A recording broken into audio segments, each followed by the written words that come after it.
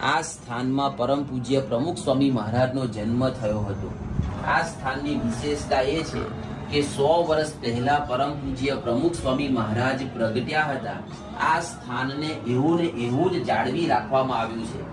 પરમ પૂજ્ય પ્રમુખ સ્વામી મહારાજે આ નાનકડા ઘરનો ત્યાગ કરી અને સમગ્ર વિશ્વને પોતાના પરિવાર તરીકે સ્વીકાર્યું છે. લાખો ભક્તોના હૃદયની અંદર ભગવાન રૂપી શ્રદ્ધાનો દીપક તેઓએ પ્રગટાવ્યો છે અને આ સ્થાનમાં લાખો ભક્તો પરમ પૂજ્ય પ્રમુખ સ્વામી મહારાજનું આ ઋણ અદા કરવા માટે દિવાળીના આ ઉત્સવની અંદર પોતાનું ઋણ, પોતાની ભક્તિ એ પરમ પૂજ્ય પ્રમુખ સ્વામી મહારાજ પ્રત્યે એક દીપ પ્રગટાવી અને કરી રહ્યા છે. આવા વિશ્વ વંદનીય સંત વિભૂતિ પરમ પૂજ્ય પ્રમુખ સ્વામી મહારાજના પ્રાગટ્ય સ્થાનમાં લાભ પાંચમ સુધી આવા ભવ્ય અન્નકૂટનું પણ આયોજન થયું છે, જેના આપણને દર્શન થઈ